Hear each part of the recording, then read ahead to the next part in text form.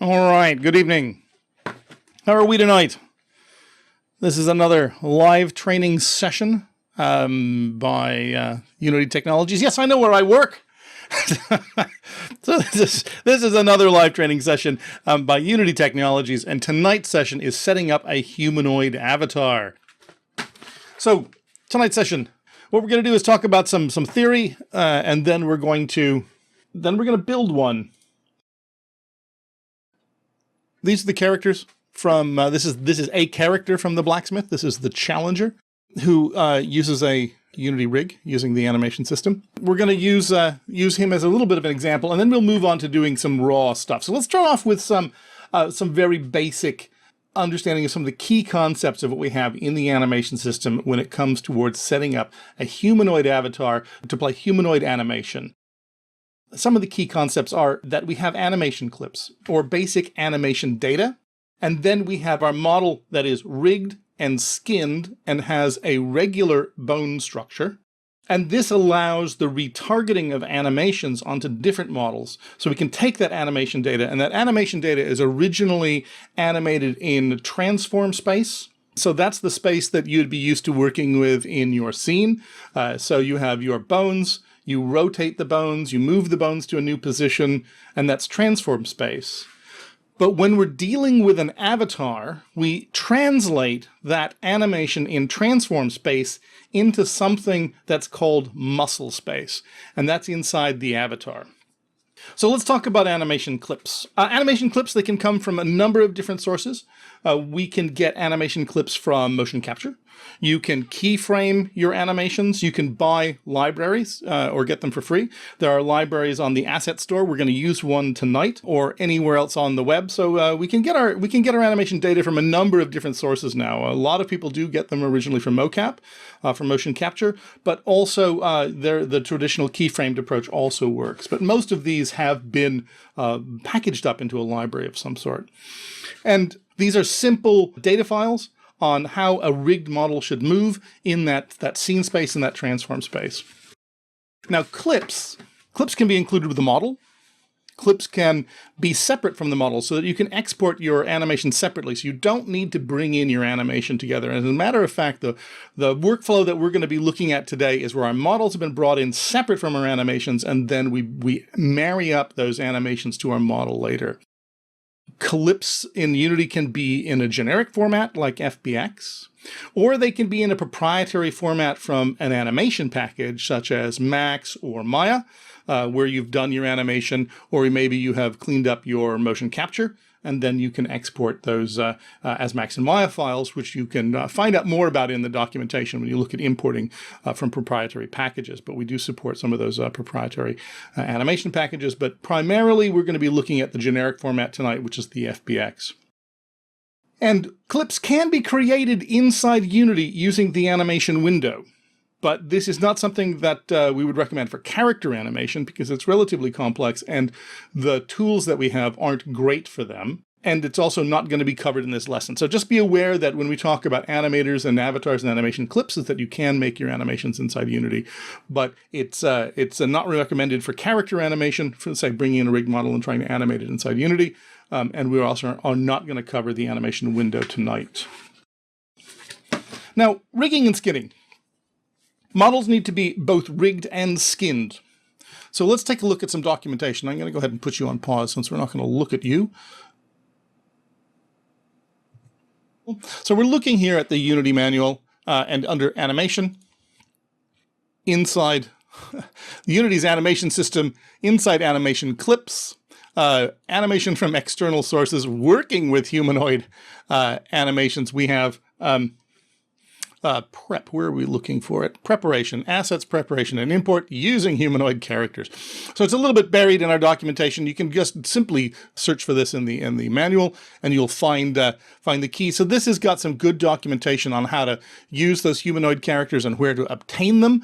You can model them yourself in a 3D modeling package, or you can buy them. You can get them available from places like Poser or MakeHuman or Mixamo. All supply models that you can work on and customize yourself. You can get them from the asset store itself, or obviously you can prepare your own from scratch. But the main thing that we need to look at here is that we need to have our polygonal mesh, so we need to have it modeled.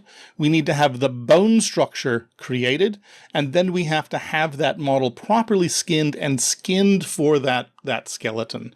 And so that's what we need to be able to prepare our character, is make sure that we have a model, polygonal model that is rigged and skinned. And like I said, you can either make those yourself or you can actually look for purchasing them. And many of these services that we have now available to us allow us to customize our models so that we're not getting something that is so obviously from somebody else's package. Now, when we talk about preparing your character, again, we're looking at modeling, which is, making sure that our modeling is correct. And we've got some hints on making a sensible model. Rigging it, and this is one of the reasons why I'm showing the documentation, is that the rig, and there is some latitude and leeway that we can have from our rig, but our rig needs to have essentially a simplified human skeleton, and this is what allows us to have this retargetable animation. The basic setup has 15 bones in it, and we have our hips as the base. And if you take a look at the suggested here, which also, they have arm, forearm, hand, of course, you're going to have 2 shoulders, 2 arms, 2 forearms, and 2 hands, and again, from the hips, you're going to have 2 legs as well. I wouldn't suggest necessarily having 2 spines, 2 chests, and 2 heads, because that would probably break our humanoid avatar. But if we have that basic setup of the 15 bones, we can go ahead and start retargeting our animation from one character to another. Now, retargetability. So, and just so you can see that we also have a brief thing on skinning as well.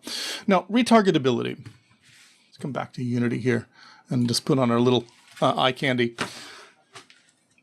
So, the animation system in Unity is tuned to humanoid skeletons. We can take generic skeletons, we can take different types of skeletons, but humanoids are such a common setup when we're dealing with games. If you look across all of the games that are being made, humanoids are very common, obviously. So Unity provides an extended tool set when working with humanoids and humanoid skeletons.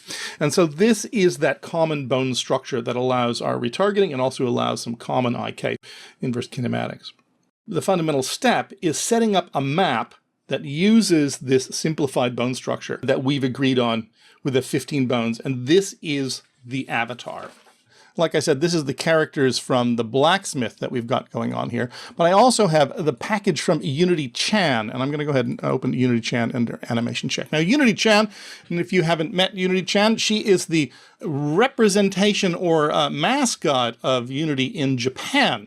It's very common for companies to have a representation of their company as a character. And so this is the representation of Unity in Japan. And so if we go ahead and play Unity Chan, she has a bunch of animations. And there is a little script that allows us to go back and forth between all of these animations. So I'm just stepping through a bunch of default animations that Unity Chan has. Very manga and anime if you're used to that. So it's generally her move. So she's walking forward, she's walking to the side, jumping up and down, being unhappy, falling down. So these are a series of animations that have been targeted and are controlled on top of Unity Chan. So let's take this for a moment and let's see what we can do about retargeting these onto our challenger. So here's the challenger. Now I'm going to cheat a little bit. The challenger actually has a non-humanoid rig, but is humanoid riggable, partly because of the sword and the knife and some other things that are going on to make this character as dynamic as it is. They've chosen to give the base rig for the challenger is non-humanoid. So let's go ahead and take a look at this guy here on the right, the prefab without the helmet. And I'm going to take a look at his avatar, and the avatar is here as part of his original model and the original animations that came in. So if we look at this, I'm going to duplicate the challenger rig because I just want to keep the other one fine. So I now have a duplicated rig. I'm going to go to the rig and change it from generic to humanoid. And we're going to go through all of this in the next step. but I just want to talk about retargeting quickly here. And then I'm going to apply. And we're going to see this 3 dots, which says, I haven't looked at this, becomes a check mark. We have auto-configured the bones in his body to match the humanoid rig. So he's now set up. So let's go back to our Unity Chan prefab, which is here. And I want to take the idle changer script. I'm going to copy that component.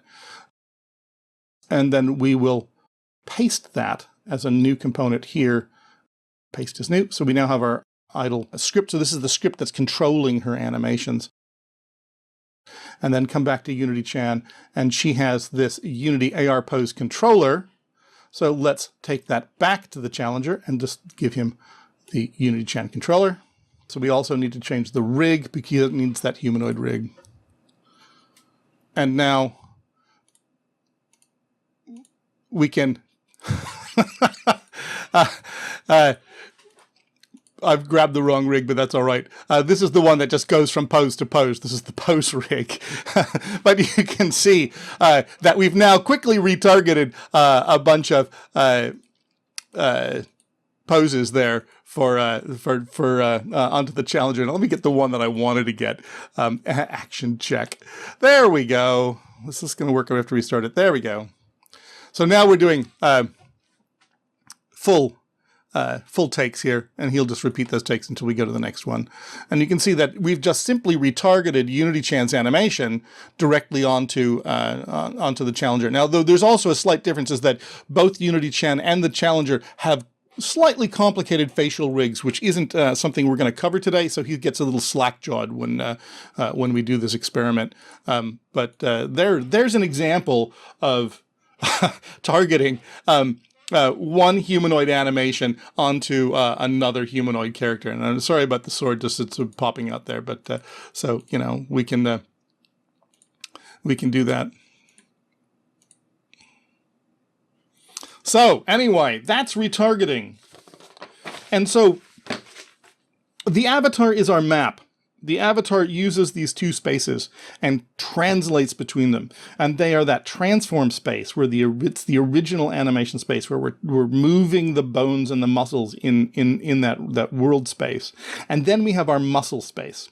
And the avatar takes this original animation data in transform space and converts it into our muscle space. And we'll see that a little bit further on.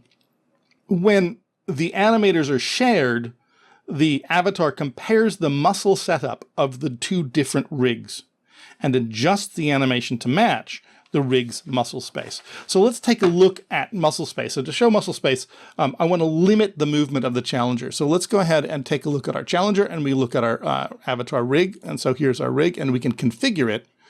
And the reason it wants me to save the scene has been modified, and I'm going to change the avatar, and it wants me to save the scene. It's because we also can see a representation of the avatar in the scene view. So it basically rolls up a new empty scene for us and puts our character in it for us to use. Havaidalo is asking, why did the mouth open up like that? And it's because the animation controller on both of them is not quite matching on the face, because there is a special facial layer for Unity Chan that changes her expressions, and it's completely unrelated to the facial expression to the challenger. And so to make this a really perfect example, I should have taken a character that didn't have a special facial rig, aka Unity Chan, but I still thought it was amusing putting Unity Chan's animation on the challenger. So we've got the mapping, which I'll talk about in detail later, but we also have muscle space and muscle settings. And if we, let me move into the scene view where we can zoom in on our character. So here's our character, and he's in a sort of a medium relaxed pose, and we can see our limits, and we're going to talk about this a little bit more later on, but we can see our limits as we're testing here in the preview, our open close and our roll left and right. So we can see the limits to the muscle space, and this is how far we want to let our character move. And these are defined in the per muscle settings. And let's take a look at the left arm, and I'll restrict the value of just the left arm. So we'll take shoulder all the way through to the end of the arm, but we won't do the forearm. So we'll just do the shoulder for this example. And if we take a look at these sliders, this is the range that we can move our arm. There's the preview. And so if we want to reduce the range, we can make this number smaller. Let's open this up so we can actually see some numbers here. So there is a, and this is all based on how much room you have. When they get too small, they will go away. So let's open that up. And so numerically, let's undo these so we can see them.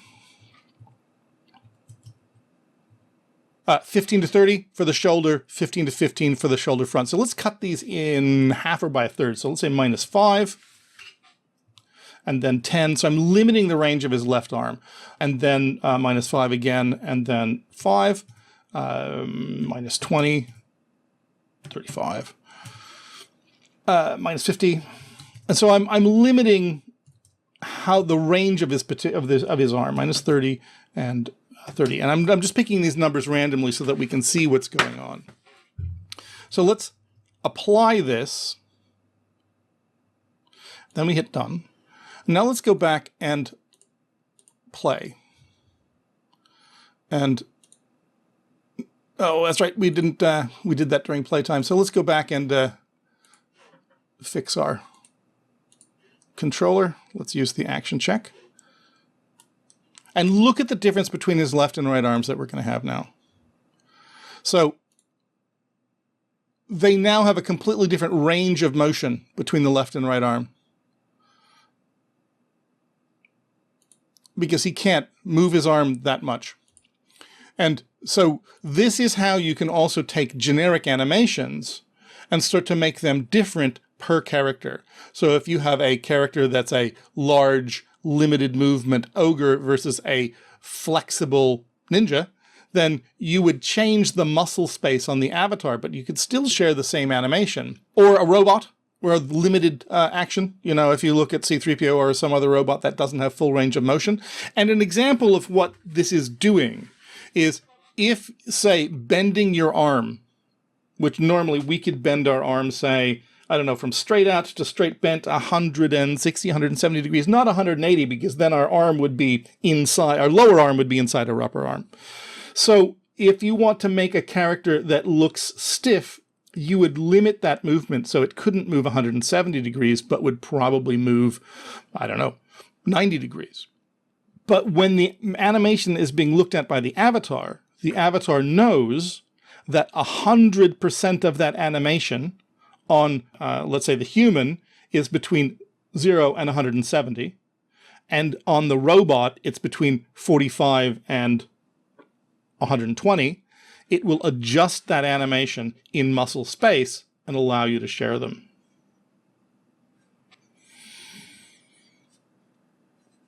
Okay, so that being said, that's the theory. Let's go ahead and see this in action. And we're going to do this by creating a new project. So just creating a new project. And now we're going to talk about what we do need to download. We need to download a package, which is the raw mocap data. But we've created a new project. Let's go ahead and save our scene. Let's save our scene in a new folder. And just as my habit, I like to call it _scenes. So it pops to the top. But in no way does that is that a requirement. And then let's just save the scene as main. So we now have a main scene saved. And let's go to the asset store. And that asset store we're going to find under Window, Command or Control 9 for the asset store.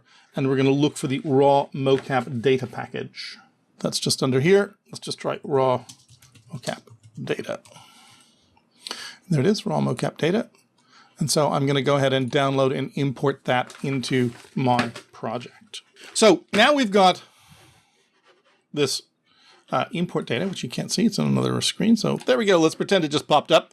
And then everything is selected. So let's go ahead and hit import. And then we get to have spend some time watching a beautiful green bar crawl across the screen. I hope we're doing well tonight. As Garter is asking, how did we get the reflections on the floor? It's actually an asset that comes with with that package. It's something that was created specifically for that package, along with some custom shadows. I have not yet seen a real-world use case of either of those. They were made for that particular demo, but they are available for you to harvest from that character package and try out in your game as you see fit. All right, let's go ahead and close the Asset Store window. And like I said, we're going to push through this as quickly as possible. This will run long. I doubt we'll be able to get this done in an hour. I see that we have a half an hour left in our normal session. We will probably not make that goal, just to warn you, because we are now going to go through the steps of importing the animation. We're going to talk about trimming the animation, creating an animation controller, and then finally attaching that to a character. So what we have here is some raw mocap data. And if we take a look at what's in there, we have the default avatar, which is a bit of a funny name. It probably should be called default character. But as we know, an avatar is a representation of things in the real world. This is not an avatar. This is a model.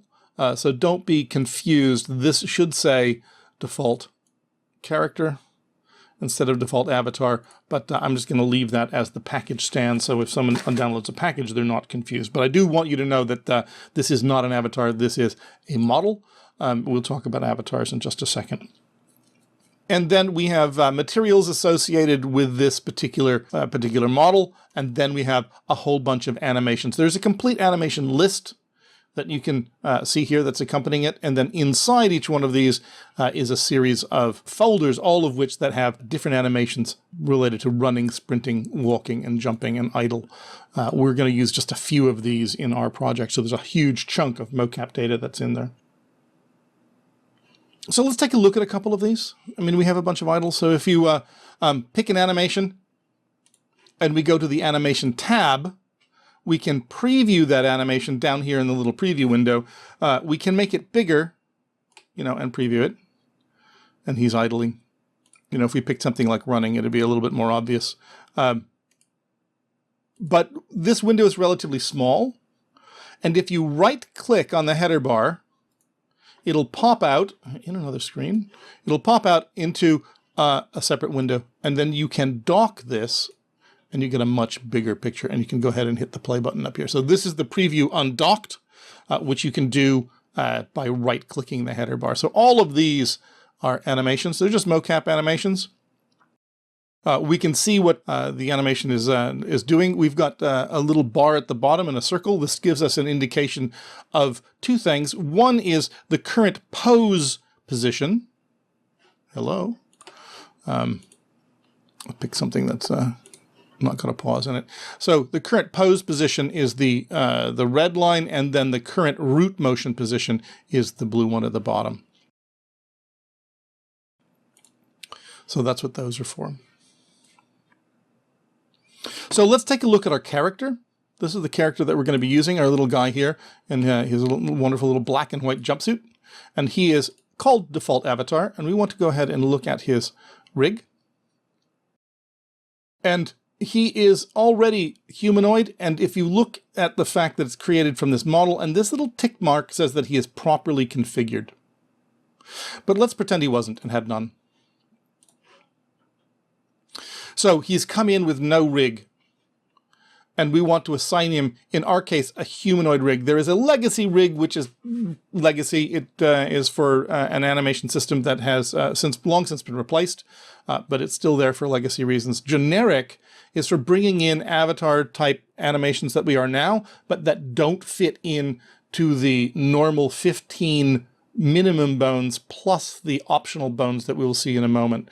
So if you have a centaur, if you have a dragon, you have something that isn't going to fit inside the humanoid skeleton, but you still want to animate it, you can use the same animation system, but you use a generic rig, and then our humanoid rig has this extra information of the configure. So right now it's giving us 3 dots next to configure, which says that we have not yet configured this avatar. So we want it humanoid. We want to create it from this model. It is possible to copy an avatar from a pre-existing model. So if you already have one rigged correctly and you just want to copy it, you can copy from that other avatar. But we're going to go ahead and create this from this model. So we want to apply, and already it's auto-configured it. because Unity's animation system looks at the rig, looks at the model, tries to work out how it's rigged. But what it's doing is it's assigning these. It's telling us everything is green, everything is ready to go. What this is a list of all of the bones that we have in our rig and that they're set up into the avatar's slots. The targets that are solid are required. You must have these bones, and best to name them the exact same names. The ones that are not contiguous, they're optional. So they will help if you have them and you can have more defined animation, but if not, Unity's animation system will interpret the animation over those particular missing bones. And there's a body, there's a head. In the head, there's only one required bone, which is the head bone itself, and there's the left hand and the right hand, and the hands are all optional.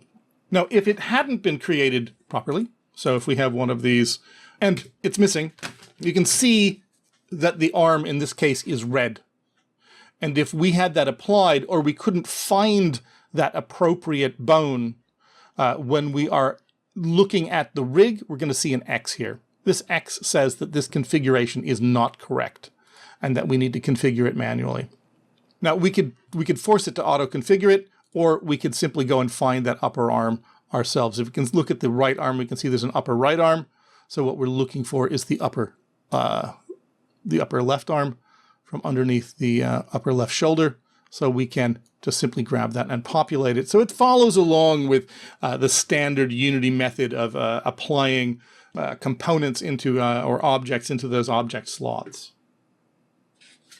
Now, there are also some consistency checks here, which is related to the same checks that Unity's animation system uses when it's trying to do the auto configuration. So if we grabbed something like the left hand and tried to put it here in the left shoulder, we can also see that it's going to fail.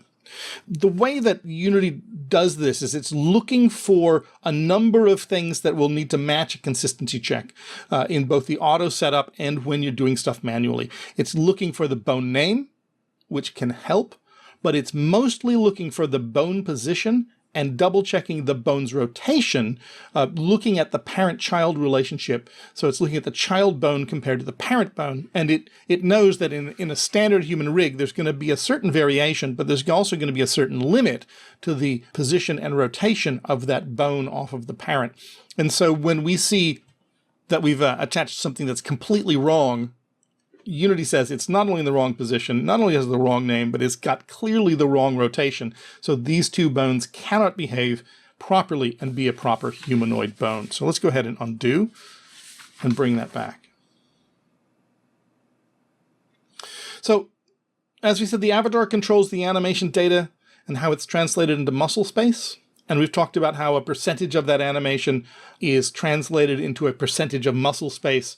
So say halfway through an animation from min to max is translated to 50% or halfway through an avatar's muscle space. And this is what allows retargeting in our animation. And our animation data is this hierarchy of bones that we're looking at with their transform rotations, and then we use keyframes, either from a keyframe animator or from a motion capture rig in that transform space, and then it's Unity's animation system that translates that rotational data into that muscle space that allows us to use it.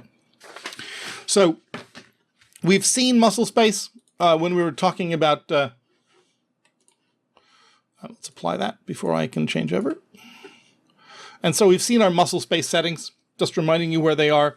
And if we have the scene view visible, we can see our character down here, and we can see his bones structure inside his body. Simplified bones inside that body. And you can see that he's got a rigged face and rigged hands, which are not required, but a very good thing to have. And remember, when we're dealing with these specifics, when we're dealing with a specific about the spine or a specific about the chest, these are not targets. So when we're talking about something that is opened and closed, and we can see that that's the most of his arch using his spine. And then if we then start to change what his maximum can be, or his minimum and his maximum can be, we aren't changing the target of the animation. We are changing the min and max that's available for the animation to react to. So we have to be careful when we're dealing with our muscle space that we aren't trying to animate or set any animations here. Sometimes people will get distracted and think that this is something to do with animating your character. It's not. It's setting the maximum range that those animations can act in. And as we looked at when we were dealing with a challenger, if you want to make a character that's got a very specific way of moving or a specific limitation or lack of limitation if they're extremely flexible, this is where you go ahead and you set that. That summary version. Let's go ahead and close you down. Let's reset that as well. When we're dealing with our mapping, I want to come back here and talk about our mapping. Come on, you can do it. There we go. We can see that the character says this warning that says we are not in our T-pose. When the animation system is building the avatar, and when the animation system is looking at how to map those transform space animations into muscle space, it helps that all of the bones are in the appropriate locations on where they belong.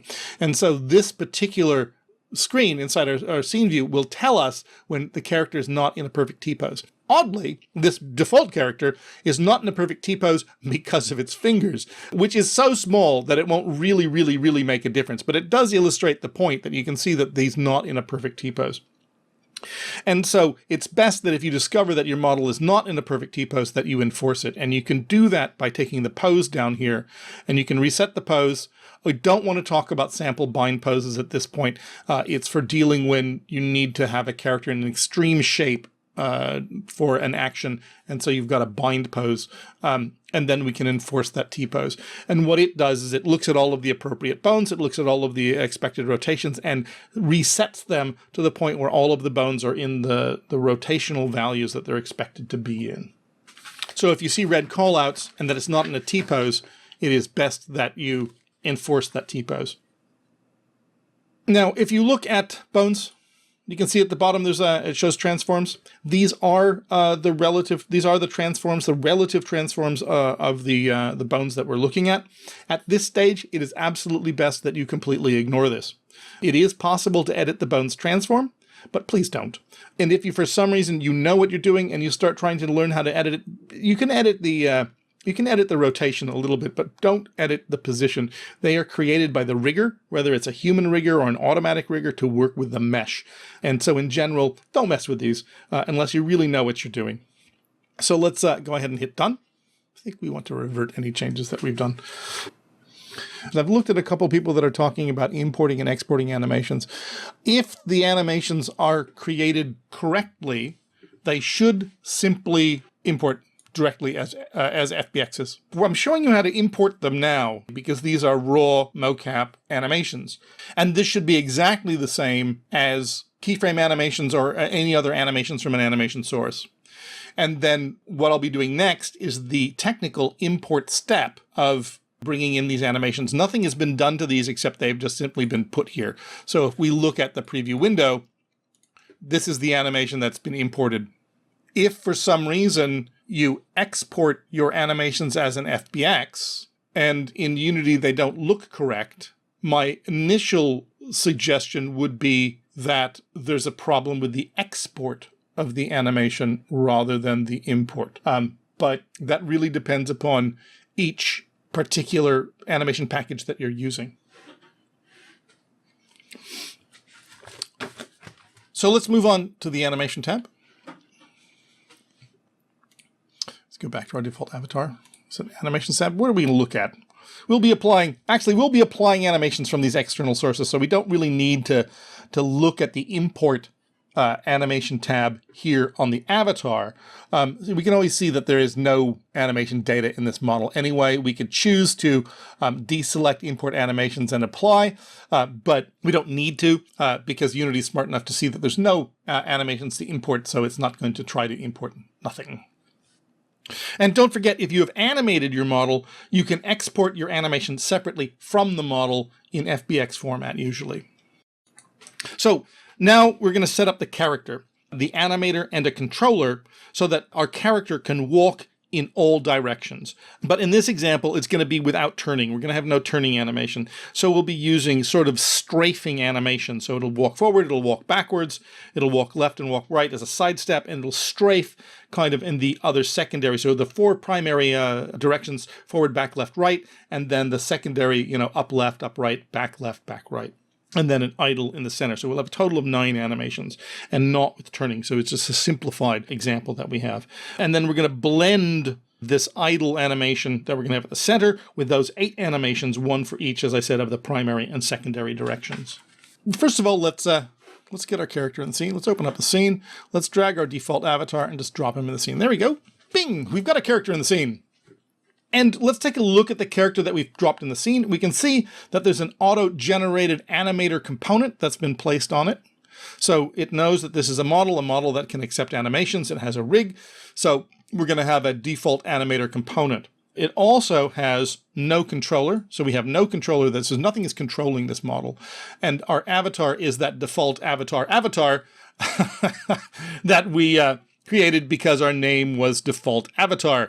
This is back to the naming structure where the character should have been called default character, and we would have had something called default character avatar. But we'll talk to the people who made this raw mocap data package and see what we can do about changing that name, which is highly inappropriate. So we need an animation controller.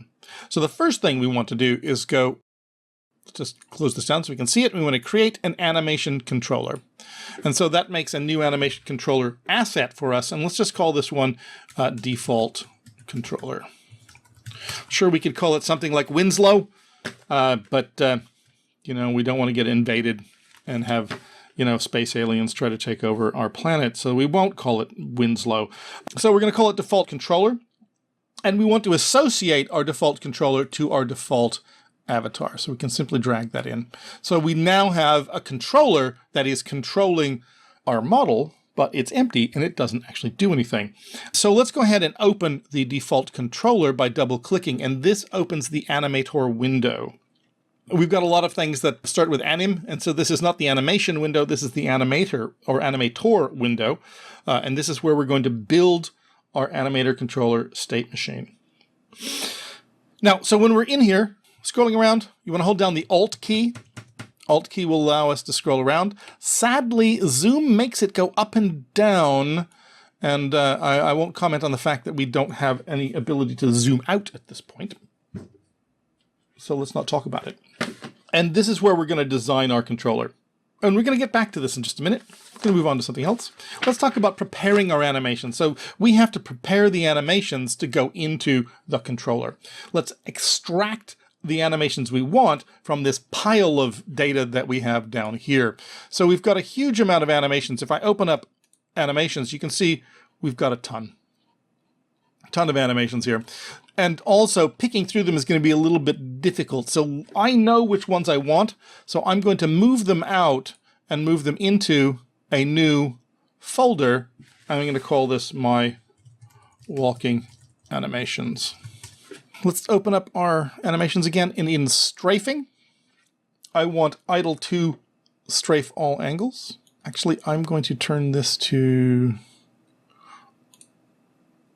animation underscore walking animations, just because I've got a huge amount of stuff there and I want to have it towards the top. So idle to strafe all angles goes into our underscore walking animations. And then let's get a strafing and let's go to idle and let's get idle neutral 1. It's also going to go into our walking animations. And then in walking, we're going to want our walk backwards. So let's go ahead and close that and go to walking. We're going to want our walk backwards neutral face forward. And our walk forward. And so these are the animations that we are going to be dealing with right now. So I'm going to close down that raw mocap data. So that makes it just a little bit easier to deal with. So we just want a simple set of animations. Now, the animations also need to know what they're being rigged for. So we can grab these animations and we can set them. Note they're already here as humanoid, and we can copy from another avatar, which is what we want to do. We want to say these all animations are all going to be based on a particular avatar at this point. And it's picked up the only avatar that we have, which is our default avatar. So let's go ahead and just simply update them and apply. And we're using multi-selection editing for this. So we've go ahead and we've all targeted these now towards that particular avatar that we have. And that's going to set the base range for this particular set of animations. So first clip, let's pick the idle clip and let's go to the animations. Now we're dealing with the import inspector here, and we do have what looks like the model and the rig tabs as well. Unity knows that this is an animation, so even though there is material here under the model tab, you can simply ignore it, and pretty much Unity is going to ignore it as well. So what we want to do here when we're importing our animation and creating our animation clips is look at the animations tab. So we've got our animation, raw animation data here, and let's go back to our preview window. And so if we go ahead and we play it, we can see that we have an idle. It's long. It goes from frame 50 to frame 3275. And if we're here for a long time, we could watch the whole clip, which I don't necessarily recommend. So we've got this long clip. It's got an idle somewhere in there that we can use. So let's not go ahead and watch all of it. What we're looking at when we're looking at the animations tab, most important part is to start down here. We've got our clip. Here's our main clip, and this current clip goes from frame 50 to frame 3275. We have the clip and the clip name here, and this clip list we can expand by using the plus or minus button, and we'll see that when we have to take multiple clips from one string of animation. Then we've got our timeline, and our timeline down here, if you go underneath it, you can zoom in and out using the scroll bar, which is the bar that we have down here. So if you want to get close-up detailed information, we have our start and end frames, and then we've got a series of sections which help us create our looped animation. And we also have a series of stoplights, as it were, over here. And these are all about looping and loop matching, because most of the animation that we need for a human and a humanoid is going to be something that we can repeat. So it's going to be a running animation, a walking animation, arguably might have even been a waving animation. But we do things that you don't need a lot of individual data for, but that you need to use many times in a loop. And so this is going to help us come up with a good loop that's seamless and the ends match together. So loop time here is the most important. What we're saying when we have loop time selected is that we want to loop this particular clip. Our root transform rotation, root transform position. Our root transform rotation is a vertical or lateral movement, and that should be green, especially for this, which is an idle animation, which is that if it's not green, then it's really not a good idle animation, because if the root transform rotation and the root transform position is moving a lot, then we probably don't have a really good idle. It's good to see that our root transform rotation and our root transform position are green, which means they're okay. Our root transform position is not that great, but we'll talk about that because it's giving us a big red light. So what we want to do with this particular clip, looping our idle, is we want to loop time. So we want to play as a loop. And what loop pose does, so loop time is play as a loop. Loop pose says, I want you to interpolate the end frame and the beginning frame of this loop so that we have a smoother transition and a seamless blend. So if there's anything that's a bit staggering when it's reaching the end of the animation, it's going to look back at the beginning and it's going to blend those two together. So we want to have loop time and loop pose together.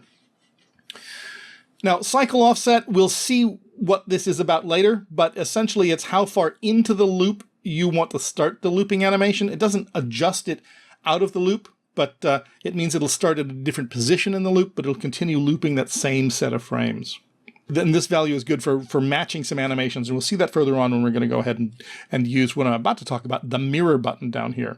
So when we get to mirroring, we'll also be looking at offsetting. And then lastly, down underneath this, we've got information about our average values, our average velocity, and our average angular speed of the actual whole clip itself. And again, these are good for loops and good to tell how they're going to work in our game. And so it's not bad, but we're getting some very slight drift in our angular speed and some very slight drift in our positional speed here. But we'll talk about that in just a second. So again, to set up this clip, we need to loop our time and loop our pose. And then we need to find a good neutral start frame. And so we can grab our marker and move it along. And if we look, and we can see that this has changed color when we start grabbing that. The green are things that have a good match to the end frame. And we can pick different chunks. And as you pick different chunks, it is possible that things won't work as well. So the system is looking through this. And you can see now that we've picked a different end frame, there are fewer start frames that'll match that end, because I deliberately picked a bad end frame. So from the end, there's a lot of good stuff. So we could pick something in here that is relatively smooth, and then, you know, pick something else that could match. And again, I'm looking down at the loop pose. Now I've got some magic numbers, so I know, so we're not going to fuss around here too long, that if I go to frame 226, which I can set here, that it's a really good neutral start frame. There's also some, a little bit of fun behavior. He either wipes his face or looks at his watch. And then he's neutral for a while, and then we can loop that back again. And a good end frame for that is about 742.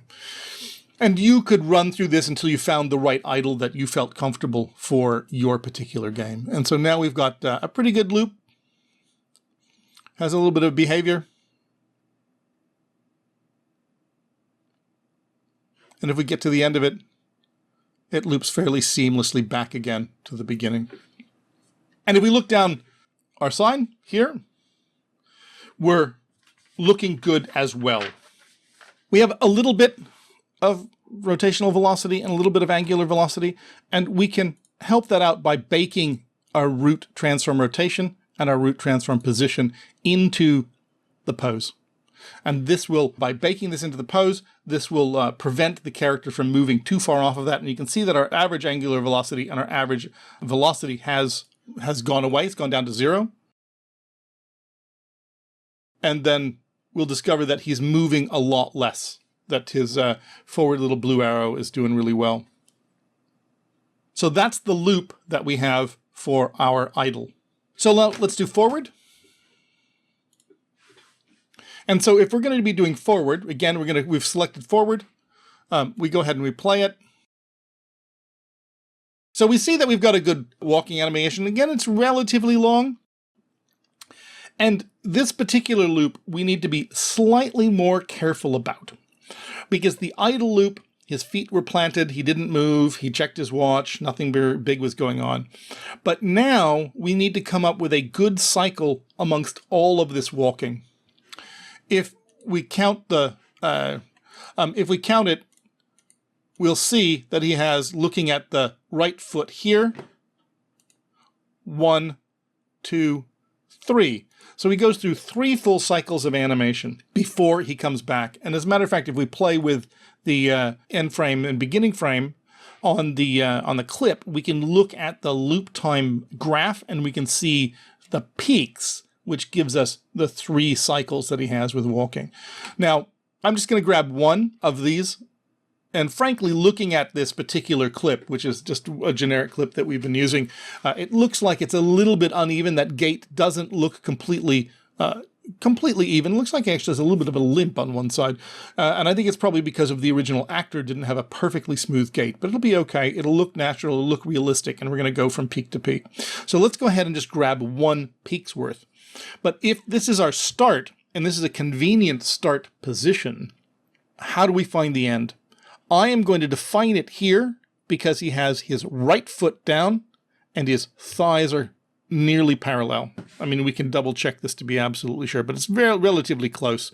I mean, that his knees are almost parallel, almost 1 frame ahead, right foot is down. So what we'll want to find is somewhere where it's green and they match up, and his right foot is down and his knees are almost parallel.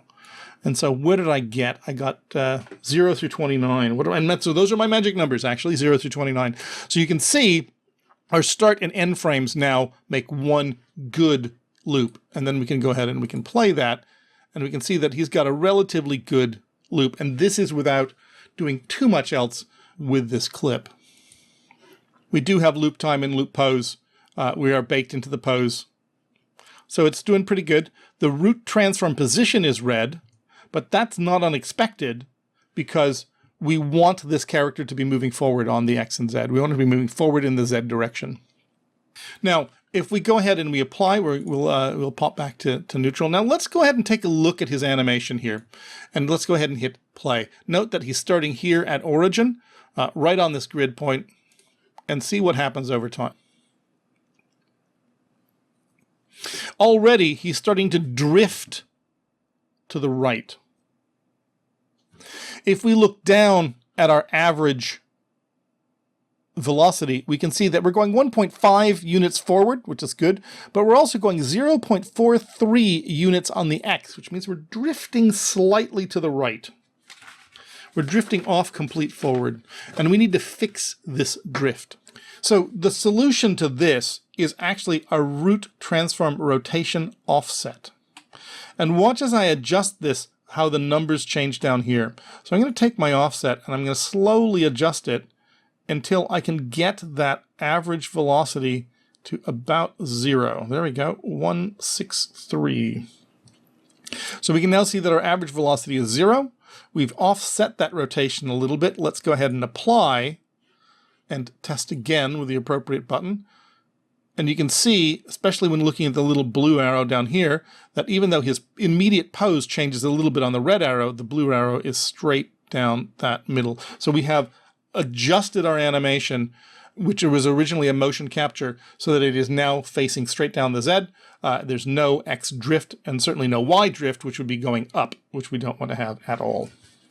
So let's briefly look at side strafing movement, and I'm not going to make you sit through all 8 animations. I've got a little pre-baked bit of this hiding out in an oven somewhere if you've watched Joe's cooking shows. So you don't have to wait for the souffle to rise, but I do want to look at one more thing, because the first we did the idle, then we've done the move. Now let's take a look at side strafing and see some of the issues that we're going to have with that. So I want to take our idle to strafe all angles. And if we look at, again, it's a very raw clip. It goes from frame 53 to frame 1215. And there are a bunch of little bits to it. You can see that he sort of walks out in one direction. You can imagine a man in a motion capture studio, and then walks in another direction. And so we need to get bits from this clip. And we could probably do most of our animations by taking the appropriate chunks from out of this animation.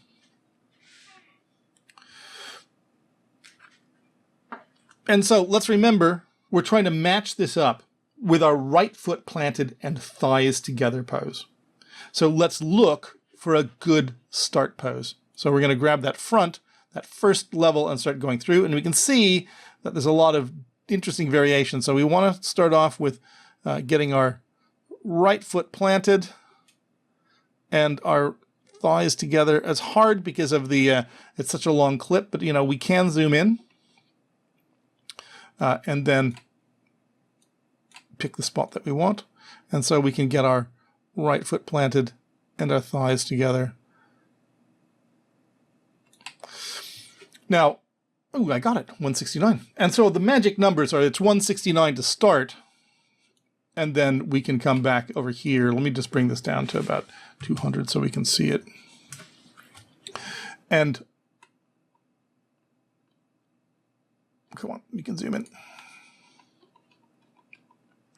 And then around 200. So there's our 169 to start. And so we want to get to the point where the right foot is planted again and our thighs are somewhat together. 200. Actually, I like 199 a little bit better because you don't want to duplicate that frame. If both times the thighs are exactly even, you actually have one duplicated frame because you've got one point where the two thighs are in the exact same position. So you sort of want to be one frame back on the outgoing frame to go ahead and get a good match. Let's go ahead and test that. A little bit chunky, not bad. So again, we want to loop our time. We want to loop our pose. We want to bake into the pose our rotation and our position. Let's go ahead and try that again. So now that's looking a little bit better. Nice and smooth in that transition. And then let's go ahead and apply that. And we're definitely not baking the X and Z in again because we want to be able for our character to move. Now let's take a look at this and what do we see? Well, my frustration with this is that, again, remember when our character was running straight down the center. This is a strafing animation where we're supposed to be going left and forward, but we're not at an exact 45 degrees.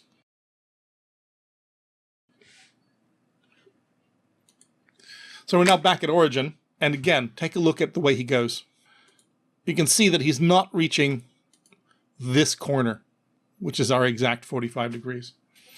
So where are we looking for this? Let's look at our average velocity.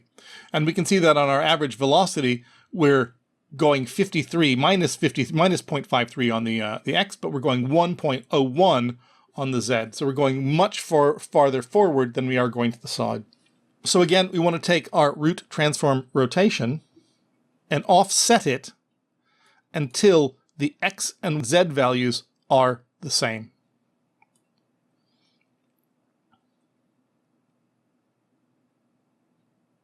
So just go ahead and keep moving. I've got 6, 9, 7, and 8, 8 and 7.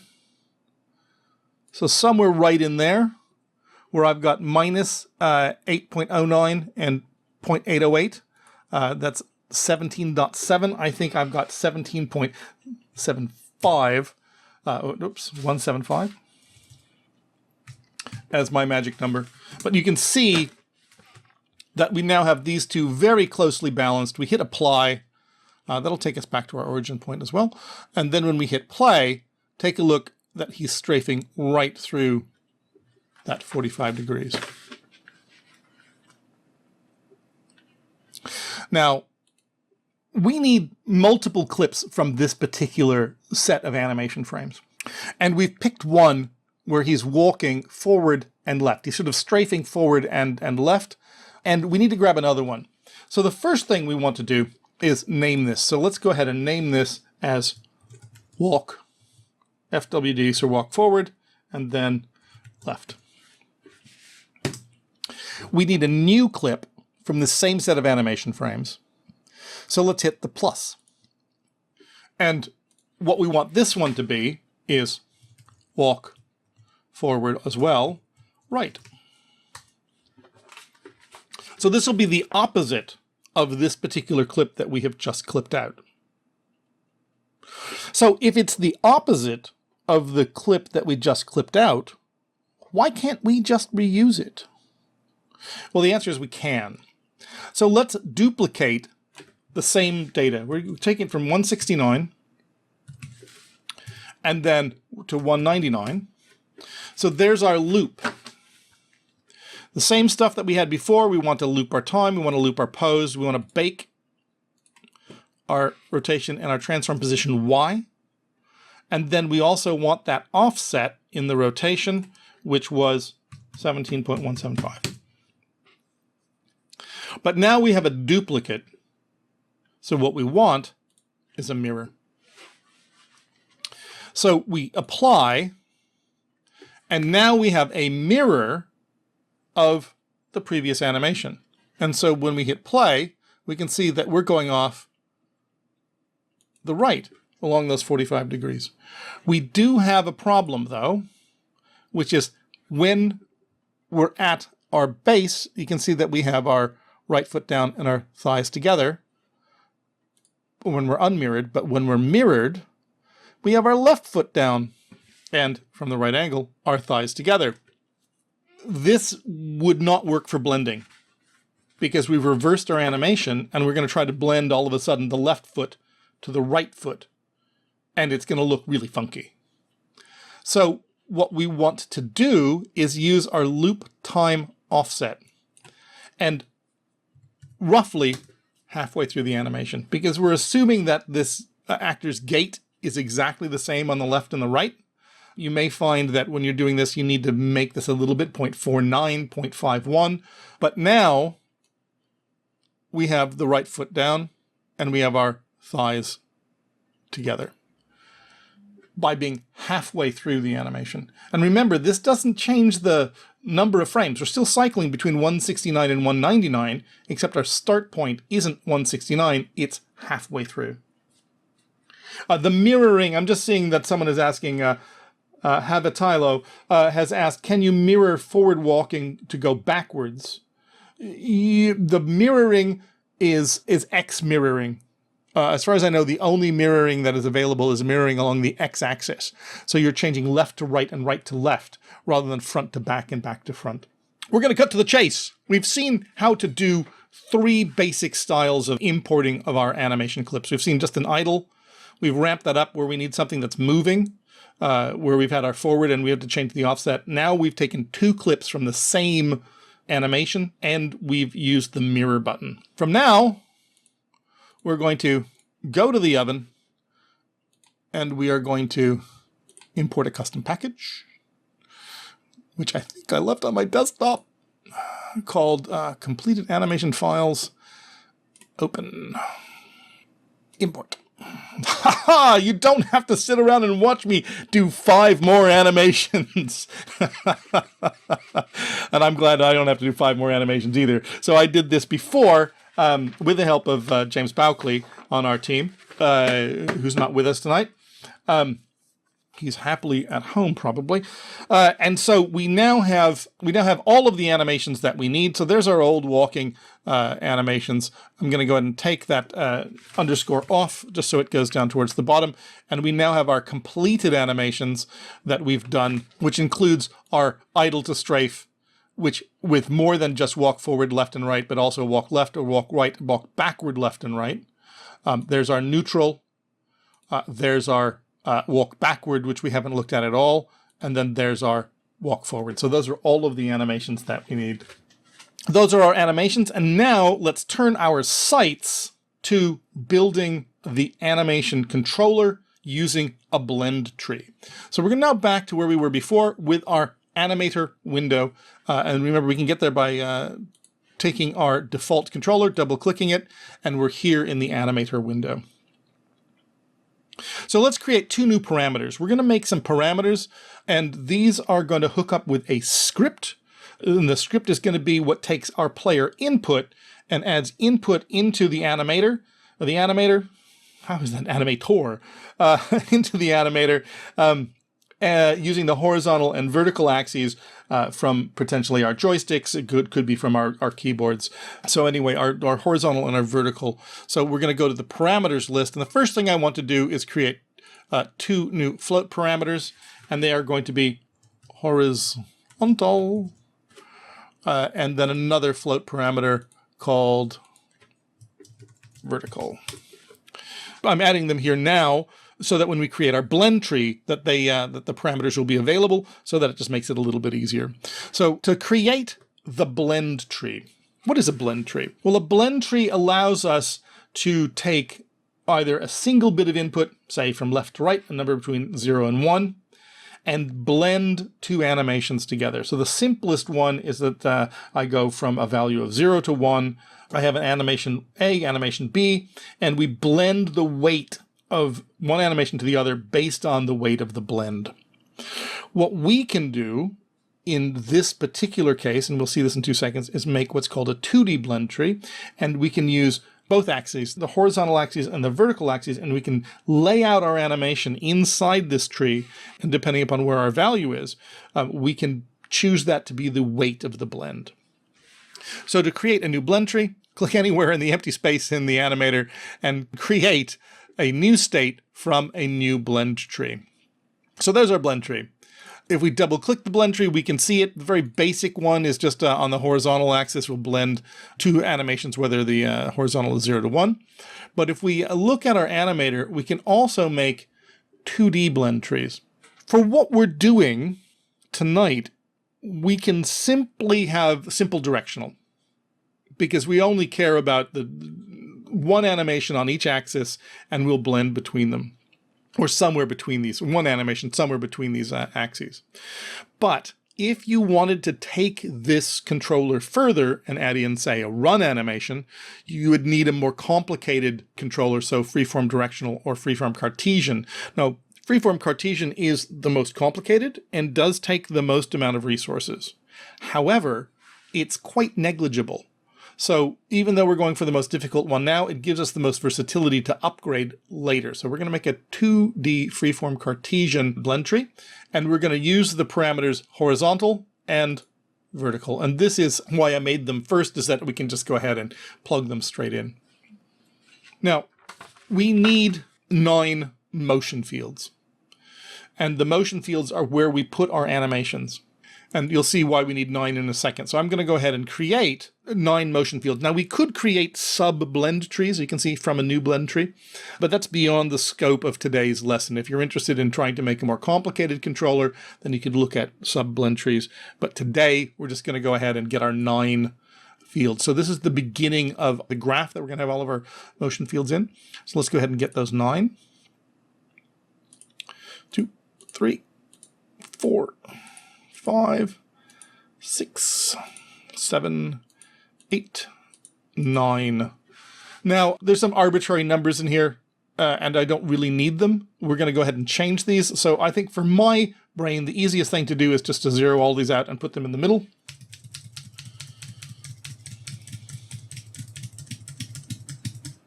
Because we're going to start from the middle anyway. And then let's name it our blend tree. Let's just not name it blend tree. Let's name it locomotion, or movement. Locomotion seems fine. And that's the name field up there. So we need to add our animations to these motion fields. And I want to make this somewhat regular so we can understand it. We can put these in any order that we want. You can start with idle at the top and move all the way to the back, but I'm going to put our idle in the middle because it's sort of more representational to the graph we're going to get. So let's go get our completed animations, and let's do our idle, and then let's put our idle in the middle. So 1, 2, 3, 4, and 5. Why do I have 1, 2, 3, 4, 5, 6, 7, 8, 9, 10? How do I get 10 when I counted 9? 1, 2, 3, 4. So 1, 2, 3, 4, 5. Let's get rid of that one at the bottom. So our idle's in the middle. And then at the top, let's put walk forward. Oops, we need the animation there. Let's put walk forward. And at the back, let's put walk back. So now we have walk forward, idle, and walk back. And then as we go down, let's give these a position so we can see what I'm doing. So walk forward is going to be way up here. So it's going to be y of, let's just say, 1.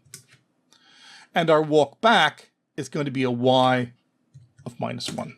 So when we get the information from our controller, a vertical value of 1 will be walk forward. Now, let's now lay out our other animations. And I'm going to go to strafe left, strafe right, then move left. And then I've got idle, move right, strafe back left, and back right. So I'm just going to grab these out with our, let's grab our strafes. And so we've got walk forward left, walk forward right, and then we want walk left. And that's the stuff at the top half. Now, where are these going to go? Well, our walk left is going to be -1. Let's go ahead and put in our walk right as well underneath our idle so that we can put this one over here at, whoops, that one. So there's our square. And then we're going to have, arguably at -1, 1 is our forward left, and 1, 1 is our forward right. Last two we need to assign back left, back right. And so where is that going to be? -1, -1, and 1, -1. So this would work for a keyboard because you're always going to have sort of max input. Hold down a key, it's going to quickly get to 1 or -1. But on other controllers, especially say a joystick, this is going to act a bit funky. And why? Because of normalized vectors. we want the distance of the controller to be equal in all cases. So if we're at +1 on the Y and, ooh, there we go, +1 on the Y and 0 on the X, that's fine. +1 on the X, 0 on the Y. But if we want an even movement out here, we need a single unit. And that is not equal to 1, 1. That's equal to 0.707, 0.707. Now, I'm not going to go into all of the maths of this. I'm going to simply just do it.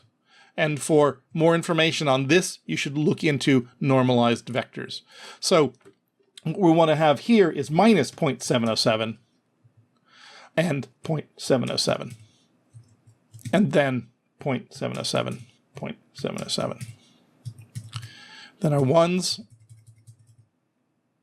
are idle. Why is that? That should be at 0. I've got something wrong. And that walk right should be at 1. So I've made a, whoa, 1 please. I must have mishit that one. So you can see that we now have these in a circle, and then our back right is going to be minus 0.707. And, whoa, come back here. Minus 0.707 and 0.707.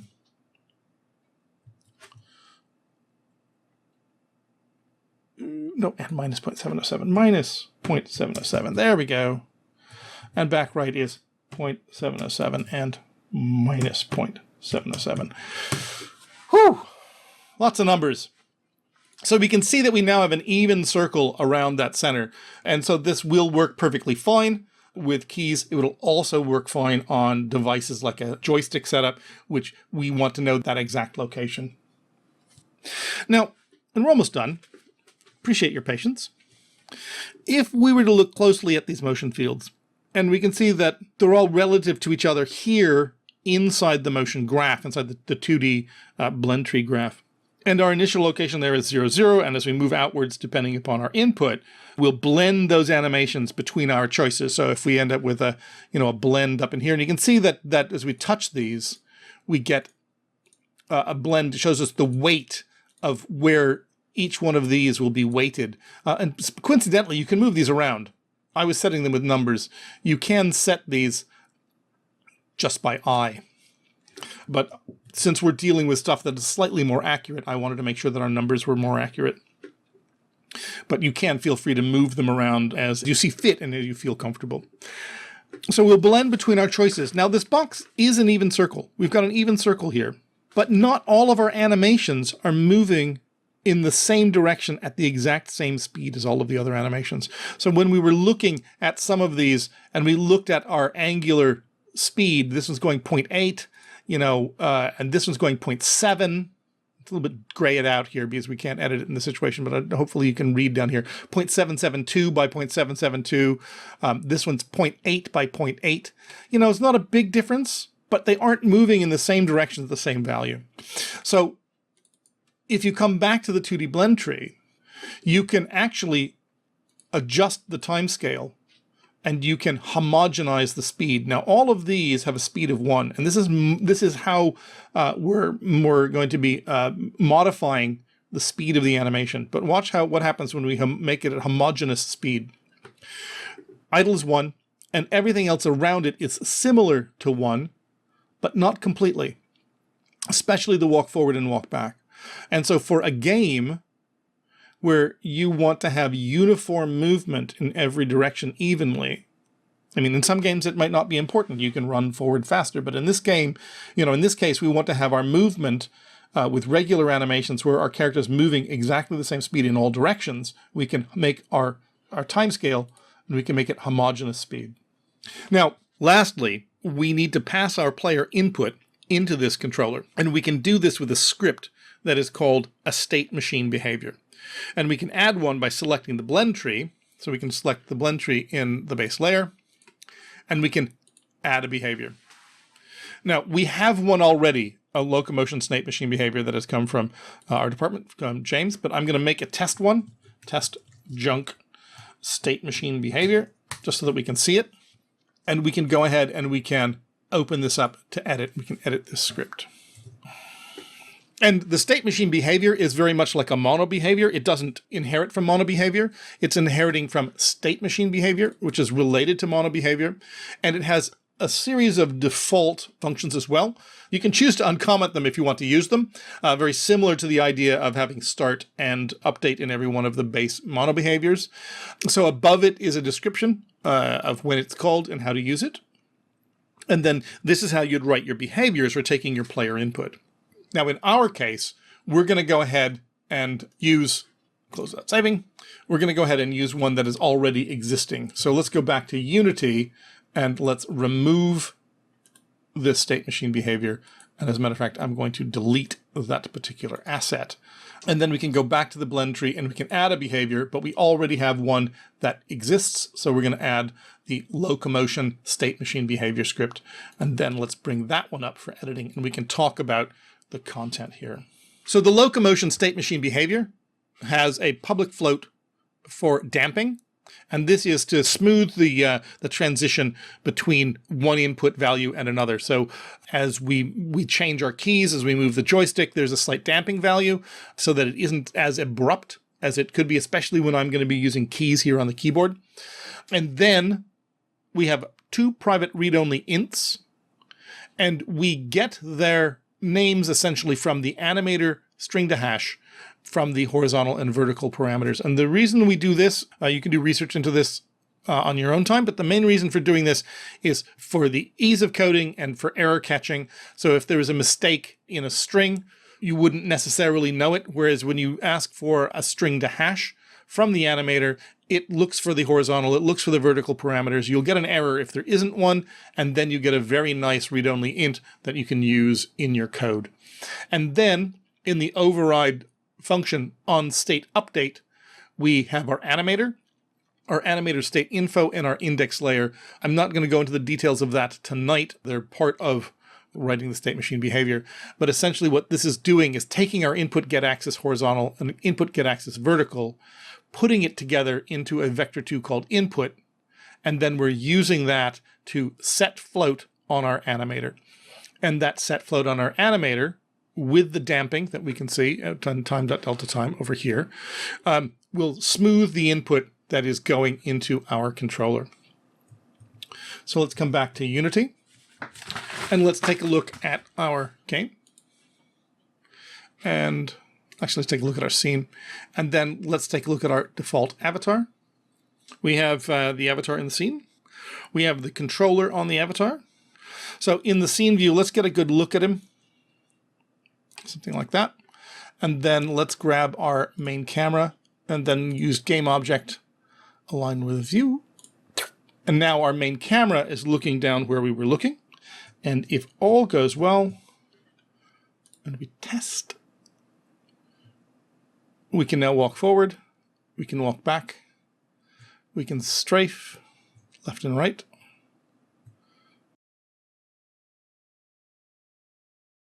And then we can blend together so we can have forward left and forward right and back.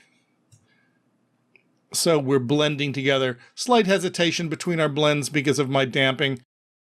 That could probably be adjusted. But you can see that we have a fairly good walking, and all of these from grabbing generic mocap data off the, essentially the internet, off the asset store.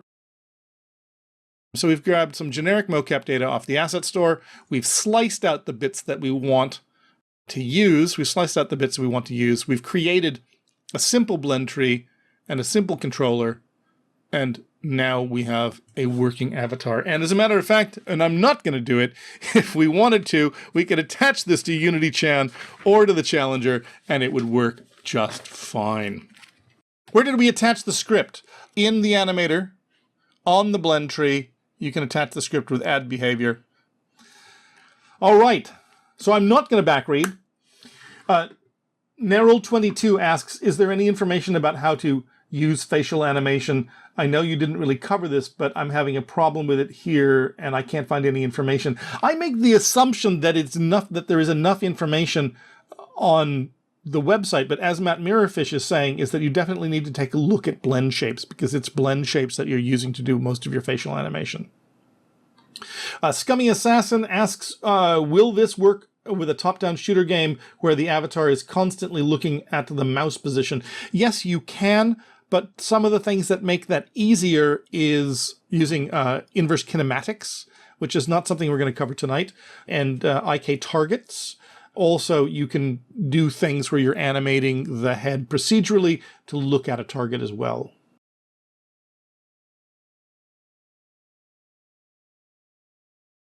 Badadunya, well, we can just take off that blending and that damping and see what it looks like.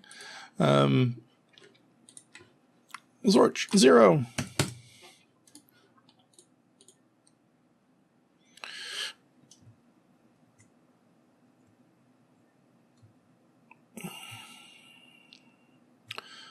I mean, also, we've got some potentially disharmonious. I mean, you have to also double check your animations to make sure they're completely harmonious in all cases. There's some places where I was noticing that some of the animations that blend in Unity Chan, when you're trying to go randomly from one to another, don't always blend perfectly. It's trying to take the foot positions that we have here and blend them through. So that's where this is why we have the damping in, is that when you quickly go from left to right, it's such a huge jump. There's nothing that can really be done to smooth it out. Whereas with damping in, maybe.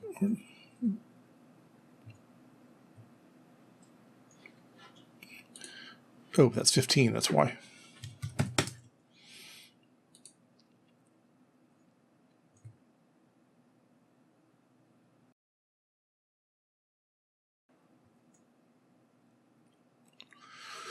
But I mean, some of that is the limitation of the fact that you actually are blending between two animations. I mean, you could fool around with these numbers until you found something that was more comfortable.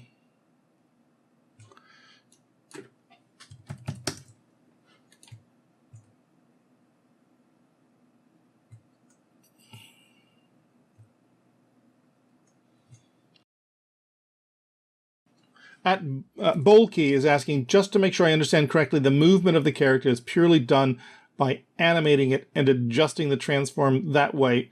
There's no character controller or script involved. Yes, in this case, we are using root animation. We are using root animation to drive the character. There's sort of two ways that you can drive a character. One is with root animation, and that's where you take the amount of movement that's in the animation. So when we look at our original clips, in the raw mocap data, we're looking at a person who is running in an actual space that's been recorded as keyframes. And so when we play, there's actual physical movement, and we can use that root motion in the animation to move the character. Another way to do it is a lot like we saw in when we were looking at the character of the Challenger in the first scene, where on the left, the Challenger with a helmet was walking in place. And then you move the character with a controller, and then you sync the amount of animation or the animation speed to the speed of the controller to minimize skating. And there's sort of two different approaches. And as a matter of fact, you will find with this particular approach, with the root motion works really, really well on a plane, but gets slightly more complicated when you start moving a capsule collider around or want physics interaction.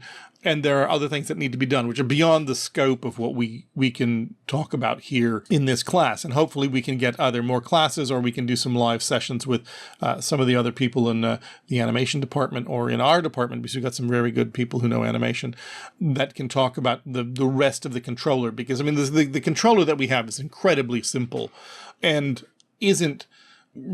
there's more work to be done from where we are at this stage before you can really drop something into a game and have it work. Hopefully that answers your question. Oh, Super asks, I have a question about the default avatar thing. What type of object is this? And can we set something else to humanoid? The avatar is the avatar. It is a particular type of component, and it just does translation of transform-based animation data into muscle space for working with the animation system and to allow retargeting. And can we set something else than humanoid? Yes. I mean, that was earlier on. If you've got the avatar, you can set it. You have to set it to in the rig, but you can set it to none. So there is no rig. We don't import it. Legacy, which you shouldn't be doing unless you have a legacy game.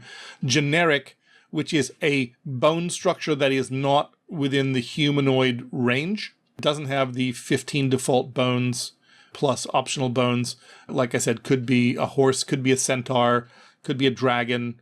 And for the humanoid, the reason we have humanoid and generic is that there are additional tools to help us auto-configure and work with humanoid characters, because there's so many humanoid characters and we're so aware of them that there are a whole bunch of extra tools that we have. And that's what we looked at today when we select the humanoid avatar.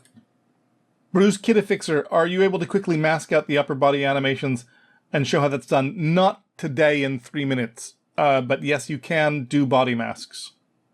Sagaya coming in 85. I was wondering if you can suggest another way to eliminate the drift of the original without adjusting the velocity. I noticed even in the Unity demo that it was a problem. Well, when you're dealing with motion capture, it's very hard to get things absolutely perfect. And as far as I know, the best way to get rid of drift is to deal with, well, you're dealing with a rotation. And the theory behind that, which is that if you look at our walking animations, and it was it walk forward? 163. The idea is, the theory goes that I'm actually walking straight ahead on my body. My animation is correct. But in the studio, I drifted a small amount. Imagine, carpet down and you lay down some masking tape and you tell the actor to walk along that masking tape, and it looked fine at the time. But when you get done, he's off by just a little bit. So his motion capture data has a slight variation, or it could be an error introduced in the motion capture processing or whatever. So you take your rotation and you are removing an error, essentially. So you're just facing the character in the appropriate direction, in the direction he should have been when he was doing his mocap, or removing an error that was generated during the motion capture process, so that when you then play the animation, he's just gently rotated slightly to the point where he's running down that center line. Anyway, so I think I need to pull the plug, and I do want to thank you for coming. We had a good turnout tonight and some good questions, and I want to thank especially Matt Mirrorfish, Wave, for handling you in the chat, because I had to really be head down to push through this in a reasonable time. Thanks very much.